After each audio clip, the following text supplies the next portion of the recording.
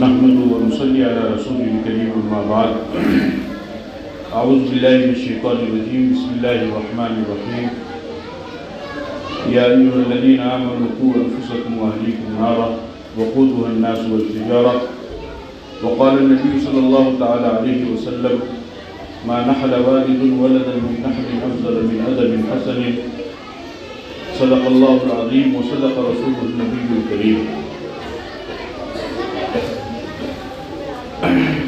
آج مکتب ابو ہریرہ میں آپ حضرات کے درمیان پہلی مرتبہ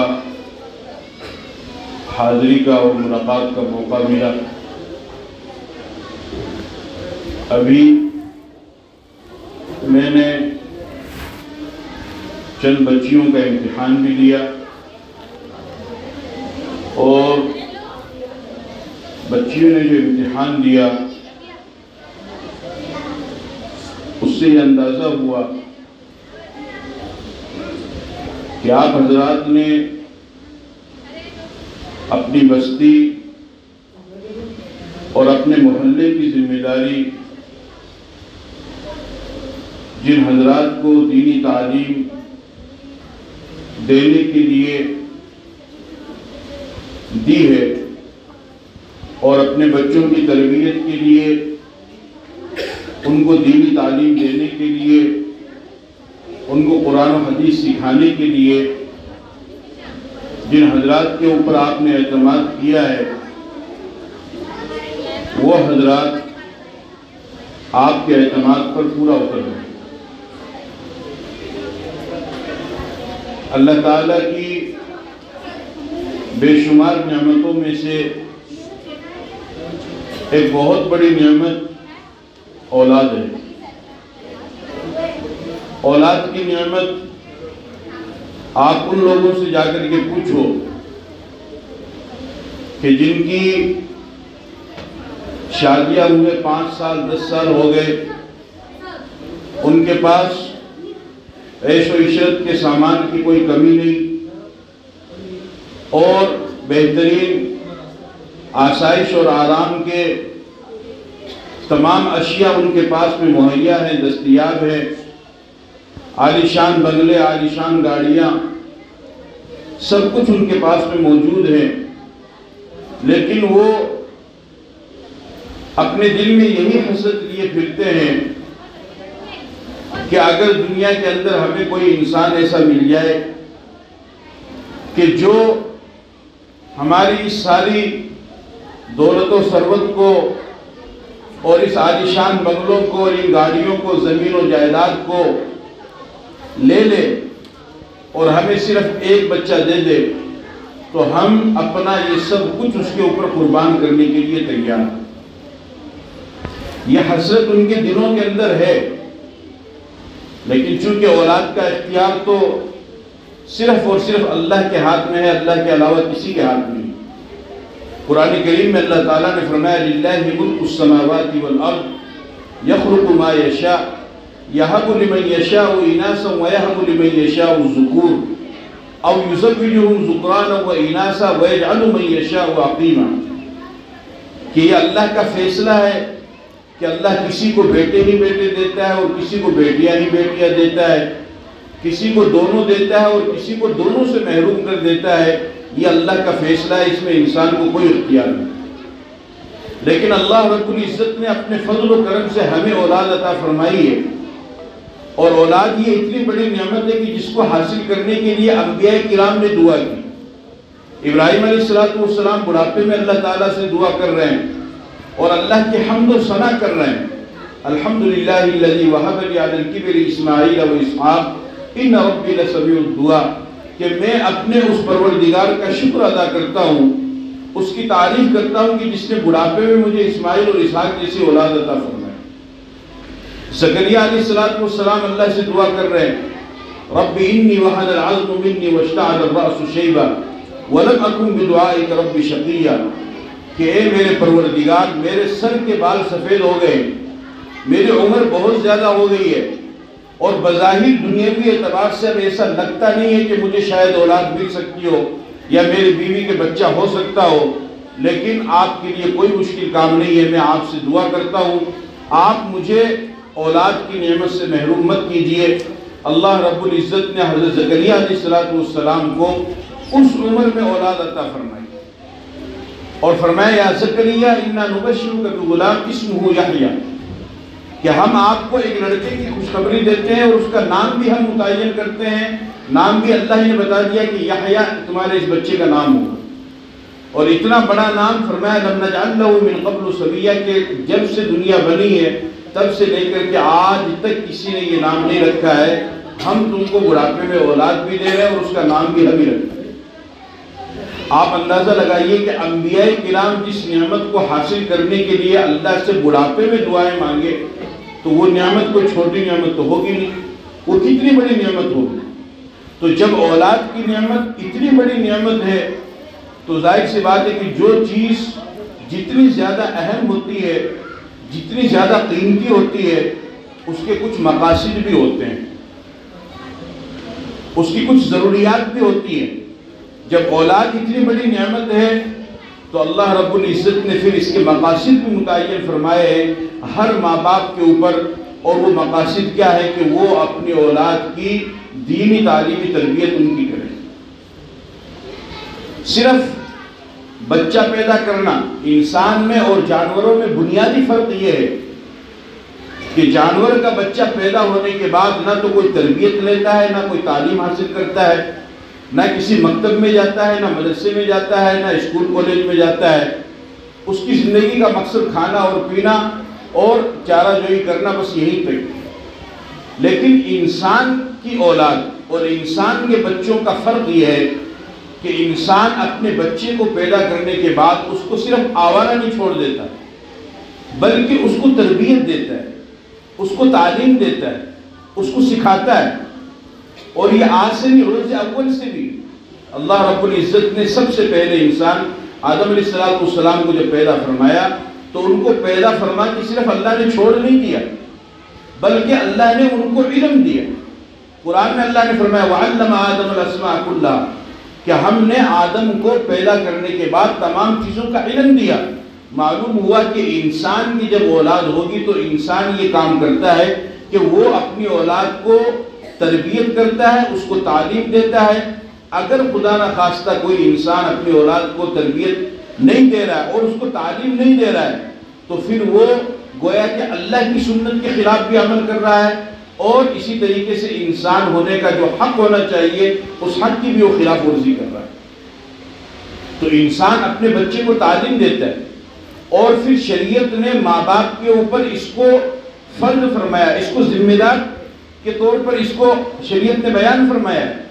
فرمایا کلکم راع وکلکم مسئول عن رعیتہ کہ تم میں سے ہر ایک ذمہ دار ہے, تم میں سے ہر ایک ذمہ دار ہے اور ہر ذمہ دار سے قیامت کے دن اس کی ماتحتی میں رہنے والے لوگوں سے سوال ہوگا.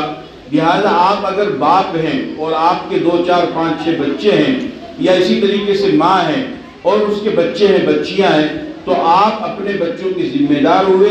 اب کل قیامت کے دن اللہ آپ سے سوال کرے گا کہ ہم نے اولاد جیسی عظیم نعمت جو تم کو عطا فرمائی تھی تم نے اس اولاد کو دین سکھایا یا نہیں سکھایا. اس کا سوال ہوگا چونکہ آپ ذمہ دار بن چکے ہیں. لہذا ماں باپ کی تو پہلی ذمہ داری بنتی ہے اور پھر ماں باپ ہی کی یہ ذمہ ہے چونکہ جب میری اولاد ہے تو اس کو دینی تربیت کرنا, اس کو دینی تعلیم دینا, اس کو اللہ کی معرفت کرانا, اس کو پیغمبر کی معرفت کرانا, صحابہ کی عظمت ان کے دلوں کے اندر بٹھانا, قرآن کی محبت ان کے دل کے اندر بٹھانا اور آخرت کے بارے میں ان کو بتلانا, قبر پر ان کا عقیدہ پختہ ہو, بعث بعد الموت پر ان کا عقیدہ پختہ ہو, میدان محشر پر ان کا عقیدہ پختہ ہو, کل صراط اور میزان اعمال پر, جنت اور جہنم پر, بعث بعد الموت پر, مرنے کے بعد دوبارہ اٹھائے جانے پر اور جزا و سزا پر, ان تمام چیزوں کے اوپر ان کا پختہ عقیدہ ہو اور اس طریقے سے اپنے ایمان کو اور اپنے مذہب کو بچاتے ہوئے وہ آپ کی اولاد, آپ کے بچے دنیا سے چلے جائیں. اس کی فکر کرنا, اس کی تربیت کرنا, اس کے لیے اپنے بچوں کو تیار کرنا یہ ماں باپ کی ذمہ داری ہے, دوسری کی ذمہ داری نہیں. یہ کس کی ذمہ داری ہے؟ ماں باپ کی ذمہ داری ہے، دوسرے کی نہیں ہے۔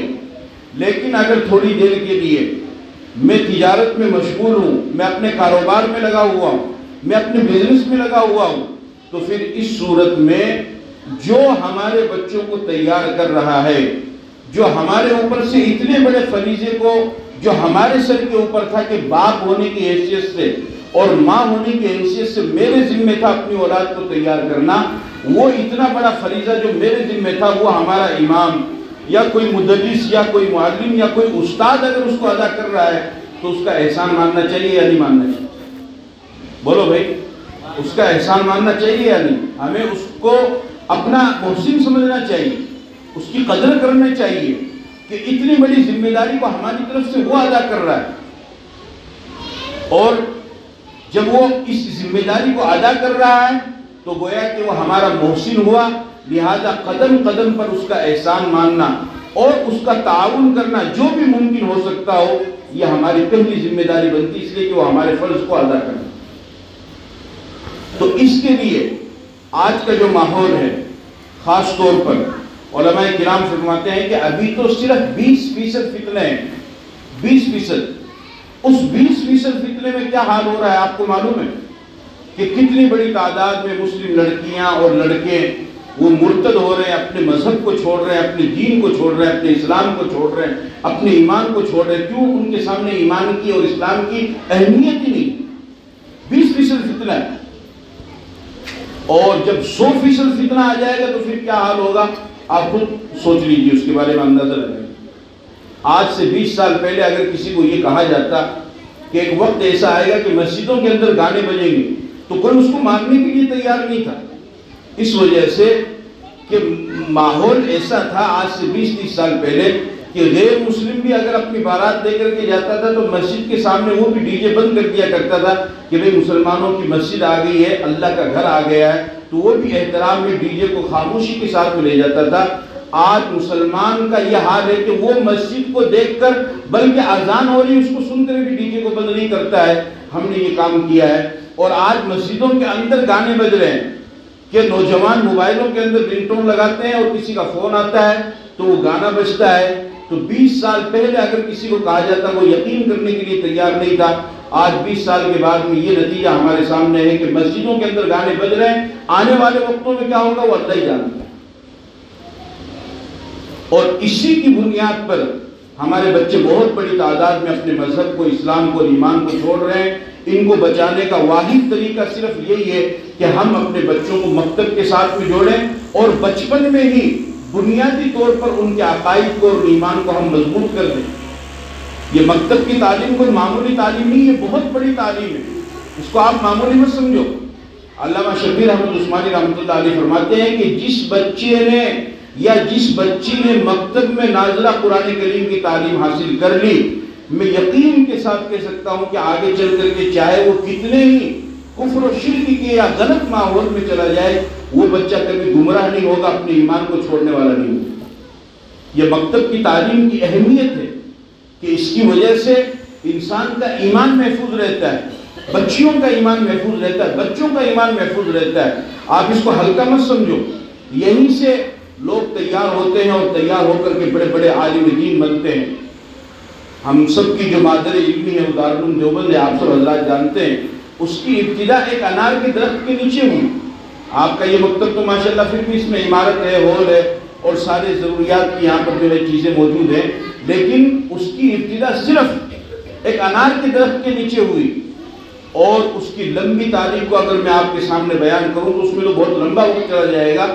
بالکل تازہ مثال میں آپ کو دیتا ہوں کہ پچھلے مہینے افغانستان جیسے ملک کا وزیر خارجہ، ودیش منتری، وہ بھارت سرکار کے دورے پر آتا ہے اور پھر وہ دارالعلوم دیوبند میں جا کر کے شاگرد بنتا ہے، وہاں پر جا کر کے علم حدیث پڑھتا ہے اور حدیث کی سند وہاں سے حاصل کرتا ہے۔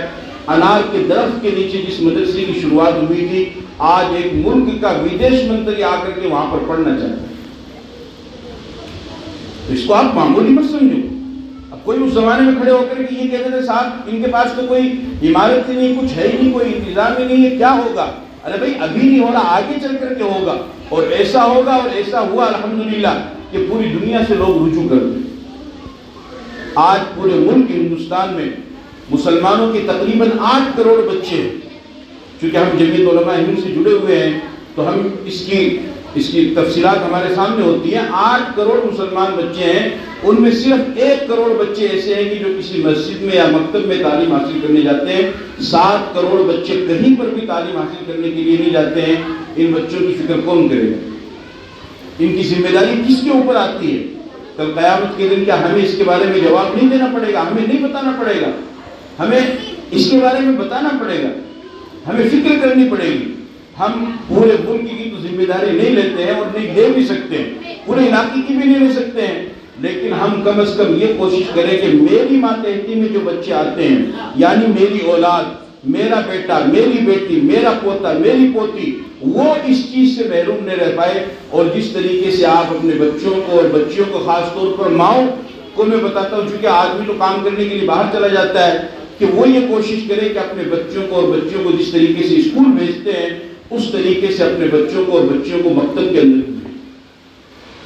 صبح سے لے کر شام تک آپ اسکول میں پڑھائیں، کوئی حرج کی بات نہیں ہے. اور دوسری بات یہ ہے کہ پہلا نصاب الگ تھا. پہلے تو جنگل کے بارے میں بتا دیا گیا، پیڑ پودے کے بارے میں بتا دیا گیا، جانوروں کے بارے میں بتا دیا گیا، یہ سب چیزیں ہوا کرتی تھی. اب جو نصاب ہے اس میں باقاعدہ طور پر اس چیز کو شامل کیا جا رہا ہے کہ جس سے انسان کے ایمان اور عقائد کو سخت خطرہ لاحق ہو سکتا ہے. ایسی صورتحال میں اگر ہم اپنے بچوں کو مکتب سے نہیں جوڑیں گے تو ان کے ایمان کی کوئی گارنٹی نہیں ہے، ان کے مذہب کی کوئی گارنٹی نہیں ہے.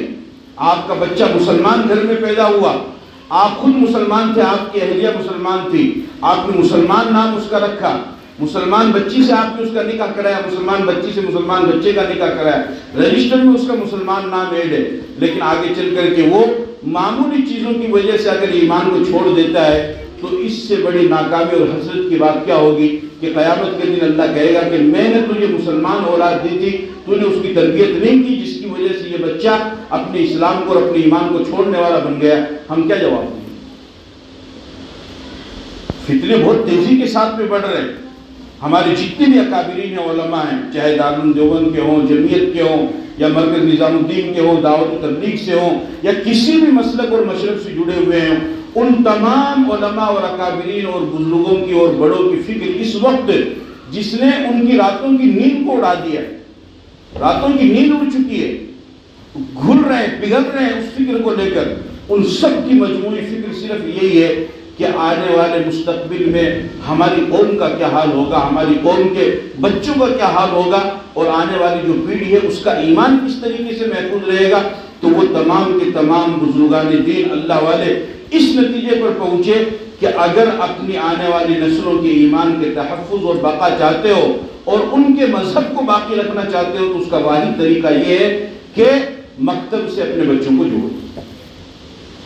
چونکہ مسلمان کا 98% بچہ اسکول میں جاتا ہے، 2% بچے صرف مدرسے میں جاتے ہیں. اب یہ جو 98% بچے اسکول میں جا رہے ہیں تو وہاں پر تو دینی تعلیم ملے گی نہیں. تو اب یہ وہاں پر جو سیکھ کر کے آ رہے ہیں وہاں پر کیا سکھایا جا رہا ہے؟ دین کے بارے میں تو سکھایا نہیں جائے گا، اللہ رسول کے بارے میں تو سکھایا نہیں جائے گا، وہ تو تعلیم دیں گے. تو اب ان کو مسلمان ہونے کی حیثیت سے جو میرے اوپر فرض ہے کہ میں اپنے بچے کو دینی تعلیم دلاؤں، اللہ کی معرفت کراؤں، رسول کی معرفت کراؤں، آخرت کے بارے میں بتلاؤں، یہ کیسے معلوم ہوگا؟ اس کا طریقہ کیا ہے؟ اس کا طریقہ یہ ہے کہ اپنے بچے کو مکتب میں بھیجو اور پابندی کے ساتھ میں مکتب میں بھیجو، پابندی کے ساتھ میں. اس کو حقیر نہ سمجھو، اس کو کنکر نہ سمجھو، اس کو اپنے دل پر لو، سیریس طریقے سے اس کو لو. آج صورتحال یہ ہے کہ اگر کوئی دنیاوی پروگرام ہو تو اس میں ماں بھی بڑھ کر کے جاتی ہے، باپ بھی آگے بڑھ کر کے جاتا ہے، تالیاں بجاتے ہیں. شادی کا موقع ہو تو اس میں پیسے لٹائے جاتے ہیں، پیسے بٹورے جاتے ہیں.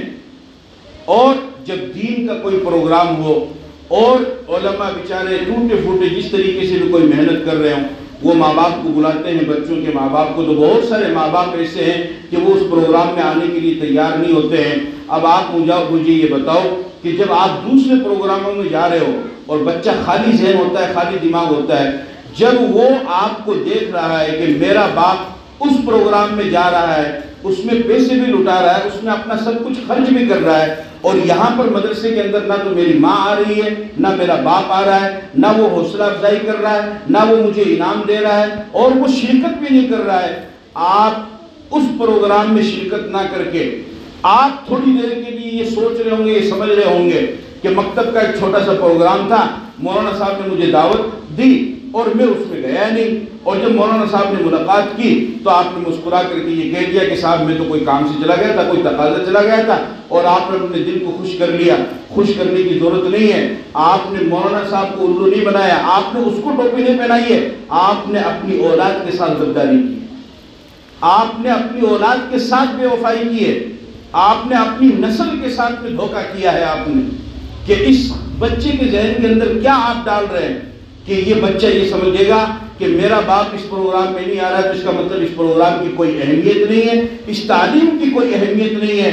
یہ بچہ اگر آگے چل کر کے مرتد ہوتا ہے اور تعلیم کو چھوڑ دیتا ہے یا ایمان کو چھوڑ دیتا ہے، بتاؤ استاد کا نقصان ہے یا آپ کا نقصان ہے؟ قیامت کے دن جواب استاد دے گا یا آپ دیں گے؟ اولاد تو آپ کی تھی، فرض تو آپ کا بن رہا تھا۔ آپ کے پاس اتنا بھی وقت نہیں ہے کہ آپ اپنا وقت نکال کر کے اس پروگرام میں شرکت کریں۔ کیوں نہیں شرکت کر رہے ہیں؟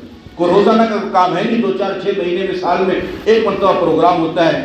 اس لیے میں سب سے درخواست کر رہا ہوں کہ سب سے پہلی بات تو کہ اپنے بچوں کو مکتب میں بھیجو، اور دوسرا جب کبھی بھی استاد آپ کو مدعو کرے کہ بھئی پروگرام، اپنے سارے تقاضوں کو پیچھے چھوڑ کر کے اس پروگرام میں شرکت کرو۔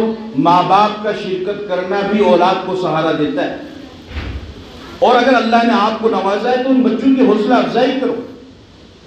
عجیب صورتحال ہو چکی، دین سے اس قدر دوری ہو چکی ہے کہ 10 سال سے 20 سال سے ایک مکتب چل رہا ہے، مسجد کے اندر عصر سے لے کر مغرب تک استاد پڑھاتا ہے، لیکن کبھی یہ توفیق نہیں ہوتی کہ وہاں پر جو بچے 40 50 جو بھی بچے پڑھ رہے ہیں ان کو لے جا کر کے کبھی بسکٹ دے دیں، کبھی ٹوفی دے دیں، کبھی اپنی طرف سے یہ کام کر دیں، کبھی توفیق ہی نہیں ہوتی، اور فالتو چیزوں میں پیسوں پر پیسہ لگا رہے ہیں۔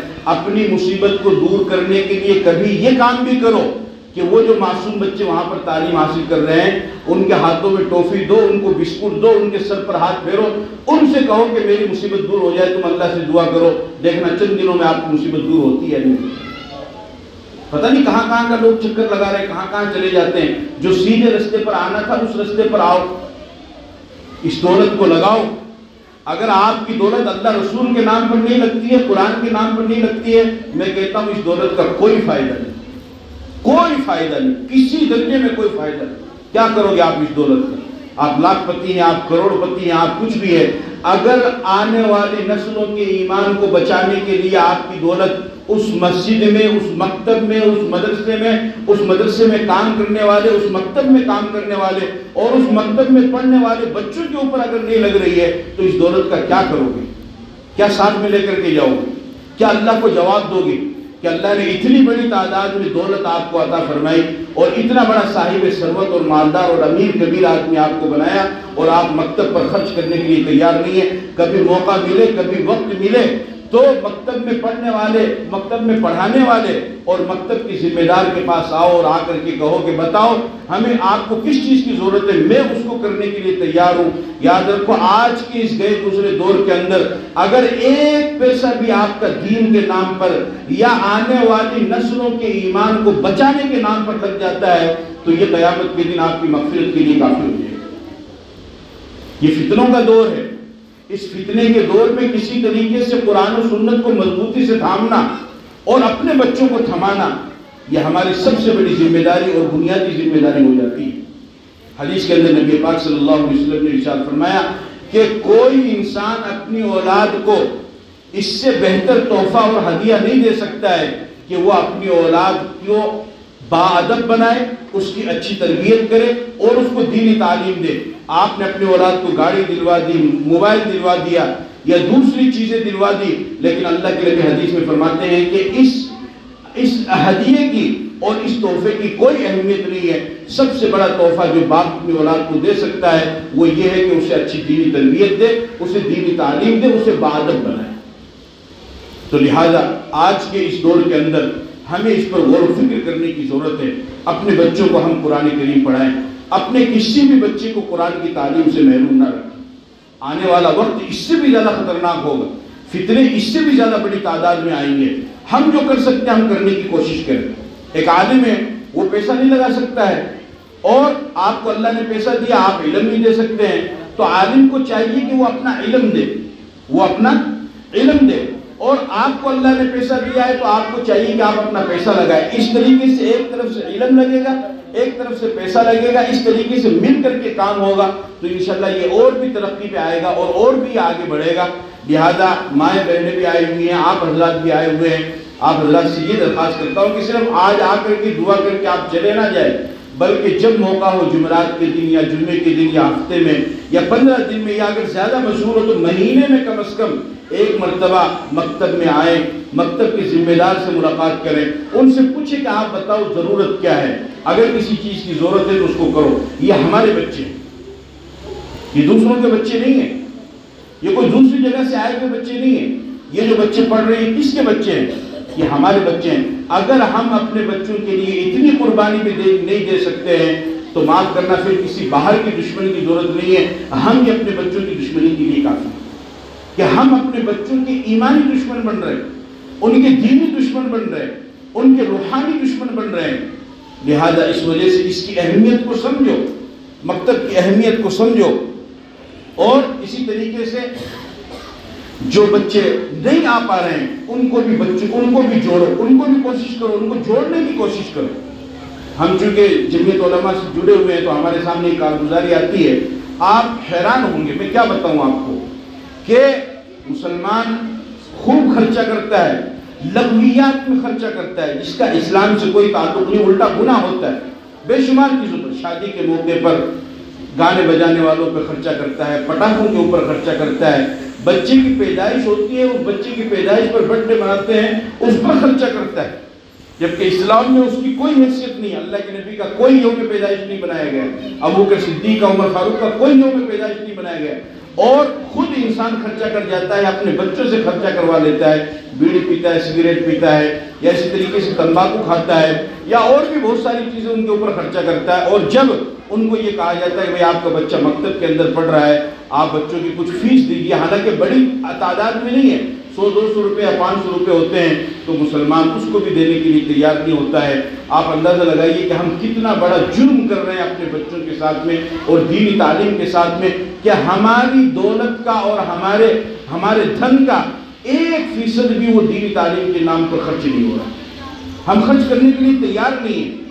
ہر وہ پیسہ جو دینی تعلیم پر لگے، اور جتنا زیادہ لگ جائے، دنیاوی معاملات میں تو پیسہ لگے گا اور جتنا زیادہ لگے گا قیامت کے دن آپ کو جواب دینا پڑے گا، لیکن دین کے نام پر آپ کی جو بھی دولت لگے گی اور جتنی زیادہ لگے گی، آنکھ بند کر کے یقین کر لو کہ اس کا آپ کو فائدہ ہی ہوگا، نقصان بالکل بھی نہیں ہوگا، ہرگز بھی نقصان نہیں ہوگا. لہذا آج کے اس گئے گزرے دور کے اندر اگر ہم اپنے بچوں کے ایمان کو محفوظ رکھنا چاہتے ہیں تو اس کا واحد طریقہ یہ ہے کہ ہم اپنے بچوں کو مکتب سے جوڑیں. ماشاءاللہ ماہر اور تجربہ کار اساتذہ اللہ تعالیٰ نے آپ کو عطا فرمائے ہیں. یہ جو مکتب آپ کے محلے میں چل رہا ہے، آپ کی بستی میں چل رہا ہے، ہم عام طور پر مکتب میں جاتے ہیں بچوں کا امتحان لینے کے لیے، تو وہاں پر قرآن کریم کی تعلیم دی جاتی ہے، کچھ بنیادی عقائد سکھائے جاتے ہیں. لیکن میں نے یہاں پر کافی چیک کی تو مجھے معلوم ہوا ماشاءاللہ بچوں کو عربی بھی سکھائی جا رہی ہے، بچوں کو قرآن کریم کا ترجمہ بھی سکھایا جا رہا ہے. یہ کوئی معمولی بات نہیں ہوتی ہے، یہ بہت بڑی بات ہوتی ہے. ہم تو پوری زندگی قل ہو اللہ میں نکال دیتے ہیں، فرض میں بھی قل ہو اللہ پڑھ رہے ہیں، سنت میں بھی قل ہو اللہ پڑھ رہے ہیں، نفل میں بھی قل ہو اللہ پڑھ رہے ہیں، چاروں رکعت میں قل ہو اللہ پڑھ رہے ہیں، 2 رکعت والی نماز تو 2 میں قل ہو اللہ پڑھ رہے ہیں. ہم اگر کوشش بھی کریں تو قل ہو اللہ سے یا انا اعطینا سے باہر کوئی دوسری یا تیسری صورت یاد نہیں کر سکتے ہیں. صورت یاد کرنا ہمارے لیے مشکل ہے تو ترجمہ یاد کرنا کتنا مشکل کام ہوگا. لیکن اس کے باوجود بھی بچوں کو صورتیں یاد کروانا، پھر ان کو ترجمے یاد کروانا، پھر ان کو غسل اور وضو کے فرائض سکھلانے، کیونکہ بغیر طہارت کے تو نماز بھی قبول نہیں. اگر غسل سے ہی نہیں ہوا تو نماز نہیں ہوگی، اگر وضو سے ہی نہیں ہوا تو نماز میں فرض جو 4 فرضوں میں سے ایک فرض بھی اگر چھوٹ گیا یا ذرہ برابر بھی اگر خشک رہ گیا معاملہ، جو فرائض اعضاء جو دھونے کے ہیں، تو اس سے جب وضو نہیں ہوگا تو پھر نماز بھی نہیں ہوگی، آگے کا کام بھی نہیں ہوگا. لیکن بچوں کو یہ ساری چیزیں سکھائی گئی، یہ ساری چیزیں بتائی گئی ہے. یہ کوئی آسان کام نہیں ہے، بہت مشکل کام. ہمارے لیے اپنے 4 بچوں کو سنبھالنا مشکل ہو جاتا ہے، اور آج کے زمانے میں اپنے بچے کو چپ کرنے کے لیے ماں باپ موبائل دے دیتے ہیں کہ موبائل پہ گیم دیکھتا رہے، کم سے کم مجھے تو سکون رہے۔ ماں باپ کو اپنے بچوں کو 4 بچوں کو سنبھالنا مشکل ہے، اس زمانے کے اندر ایک استاد مکتب کے اندر 50 60 70 80 100 بچوں کو سنبھالتا ہے۔ آپ بتاؤ کوئی معمولی بات؟ ایسا تو نہیں ہو کوئی لوہے کا بنا ہوا ہے، کوئی پتھر کا بنا ہوا بت ہے، اس کو کوئی فرق بھی نہیں پڑتا ہے، وہ بھی آپ کی طرح انسان ہے، اس کا بھی سر دکھتا ہے، اس کو بھی غصہ آتا ہے، لیکن وہ کنٹرول کرتا ہے۔ جہاں پر ماں باپ کو 4 بچوں کو پالنا مشکل ہے اور سنبھالنا مشکل ہے، وہاں پر استاد 50 60 بچوں کو سنبھال رہا ہے۔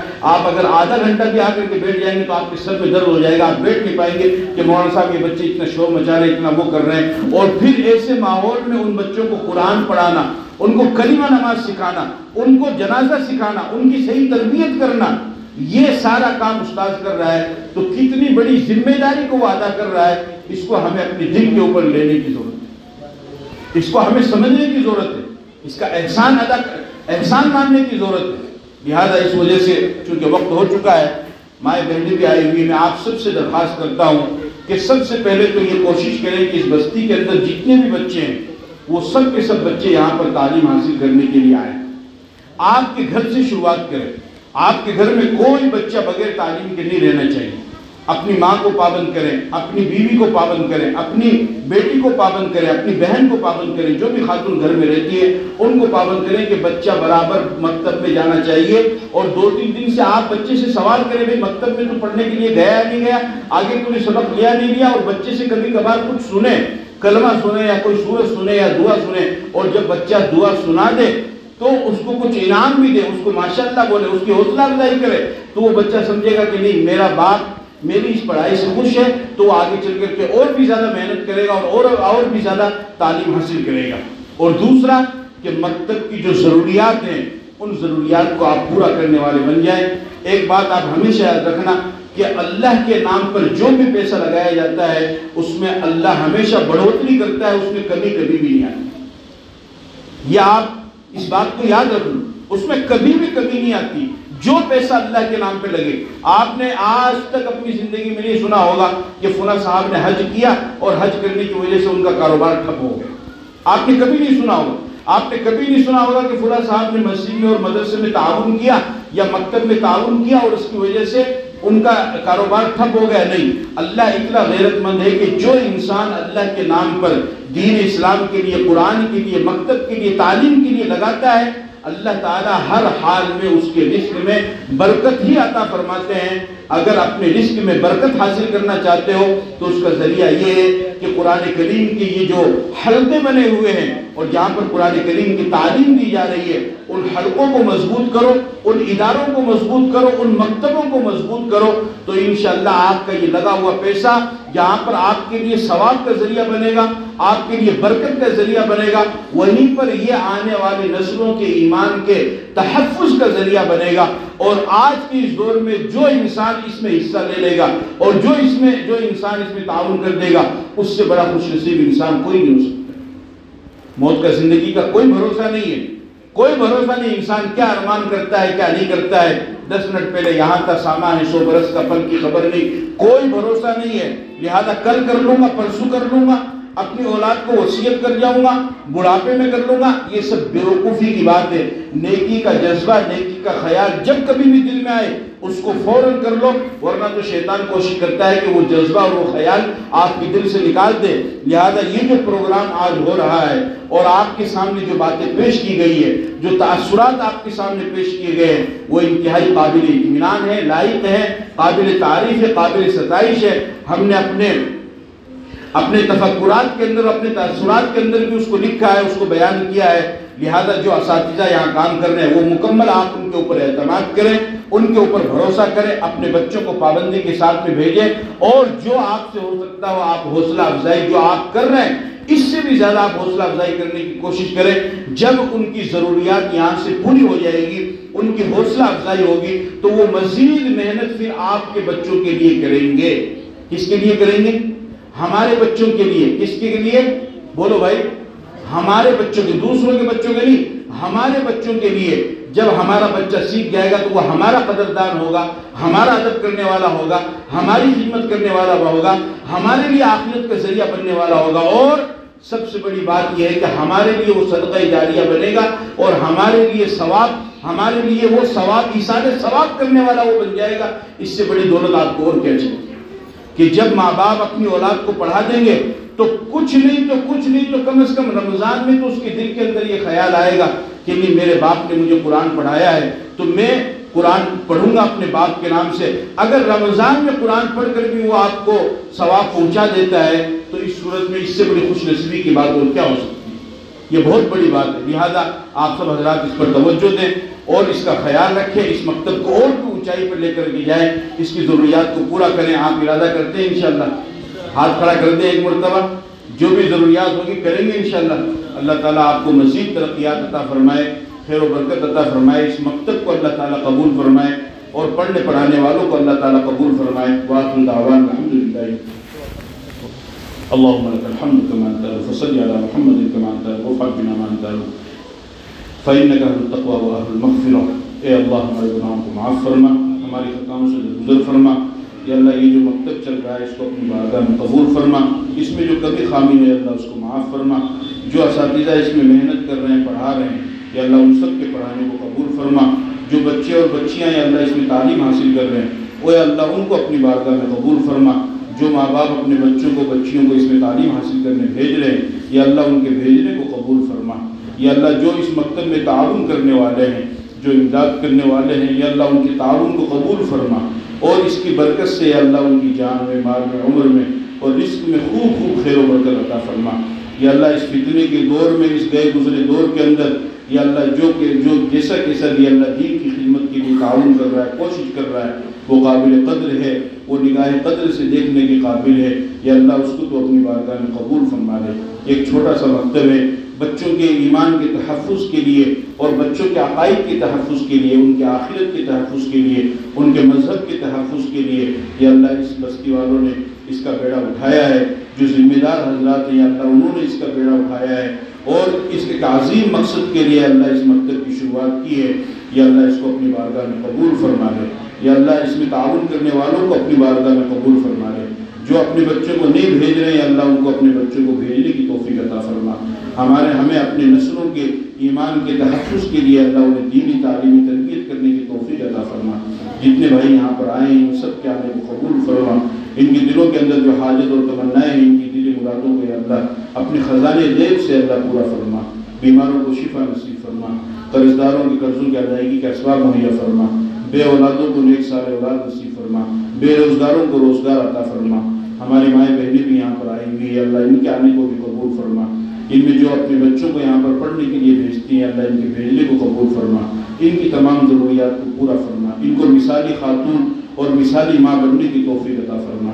یا اللہ ہماری دعاؤں کو قبول فرما۔